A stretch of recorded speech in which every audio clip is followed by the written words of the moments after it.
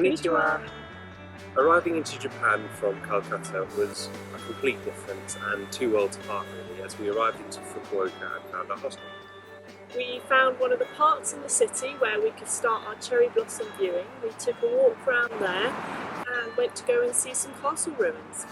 It was amazing to just see how many cherry blossoms there were. We were worried that we weren't going to see them, but we were so lucky. Yeah, we loved Fukuoka, a pretty modern city, but it was a really nice place to start. From there, our journey would take us on the bullet train to Nara, which is famous for its tame deers and temples. So we spent the first day having a walk along the river, seeing the beautiful cherry blossoms. We went to go and see the famous deer that are really tame and beautiful, and then we went to visit some temples.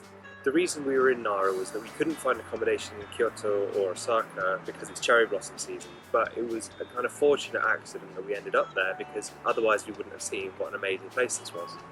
Kyoto itself was as busy as we thought it was going to be, crazy with loads of tourists, but very beautiful all the same. We started our visit in Gion to go and see a famous geisha show. Unfortunately, we weren't allowed to take any photos or videos of the performance, but it really was a great insight into what makes the performances so special in Kyoto and why they're so important. While we were there, we also did a tea ceremony, which we both have to admit was, a little disappointing. During our 5-minute ceremony, where we were herded in and herded out, we were given this Japanese sweet, which was made of rice with some bean curd in the middle, and then given a matcha tea as well, which some people love, we're not big fans of, but we tried it anyway and enjoyed it. The main problem of it all was that it wasn't really a tea ceremony. What happened was we were thrown these things to eat and drink, which felt like they had been blended and microwaved, and it really wasn't worth the money. So I think if we were going to give some advice, we'd say just go to the performance and probably don't bother with the tea ceremony.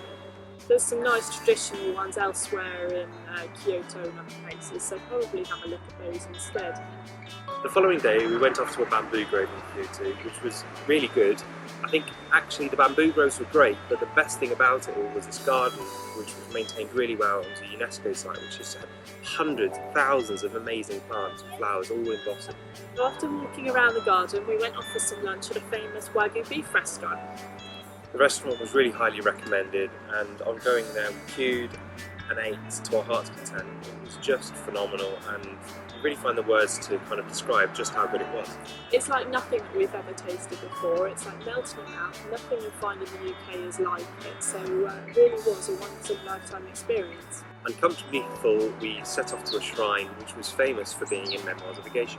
It consisted of thousands of shrines going up the hill for about 4 kilometres. We only did a little bit of it, but it was just so beautiful and very relaxing.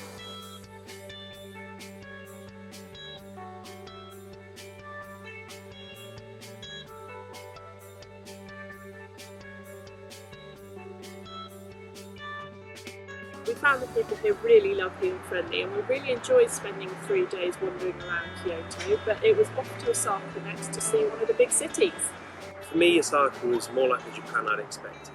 Bustling major cities, screens everywhere, technology in your face, and it was just really great to just throw ourselves into our first city after pretty much 6 days of peace and quiet. We really enjoyed walking around the shops at night and wandering down the little streets. In fact, we really enjoyed Osaka and how easy it was to get around. We only spent a night there before making a 6-hour train journey over to here where we are seeing Mount Fuji.